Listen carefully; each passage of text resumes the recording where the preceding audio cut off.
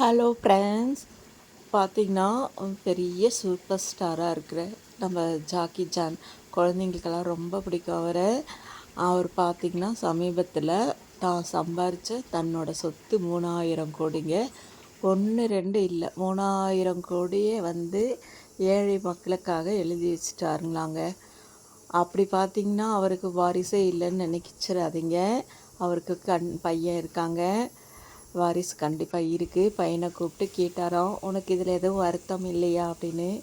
அதுக்கு பையன் சொன்னானா, டேடி எனக்கு என் மேலேயும் என் திறமை மேலேயும் நம்பிக்கை இருக்குது, நான் இதை விட நல்லா சம்பாதிப்பேன் டேடின்னு சொன்னாராம். எப்படி இருக்குது பாருங்கள், இந்த காலத்தில் தன் பையனுக்கு கூட கொடுக்காம அத்தனை சொத்தையும் ஏழைகளுக்காக எழுதி வச்சிட்டாரு. அங்கே கூட நம்மளை மாதிரி ஏழைங்க நிறைய நம்ம நாட்டில் இருக்க மாதிரி இருப்பாங்க போல் இருக்குது. அப்புறம் பார்த்திங்கன்னா அப்படியெல்லாம் இருக்காங்க. ஆனால் நம்ம நாட்டில் நம்ம தலைவருங்க, பெரிய பெரிய மந்திரிங்க ஏதோ ஒரு சிலர் தவிர ஏதோ செய்கிறாங்க. மற்றபடியெல்லாம் பார்த்திங்கன்னா 3 தலைமுறைக்கு 4 தலைமுறைக்கு சொத்தை போட்டு சேர்த்து வைக்கிறாங்க. என்ன செய்கிறது? எவ்வளோ ஏழைங்க இந்த ரேஷன் அரிசியை நம்பி தான் இருக்காங்க நம்ம நாட்டில். நம்ம ஆளுங்கள்லாம் எப்படியெல்லாம் இருக்காங்க பார்த்திங்களா?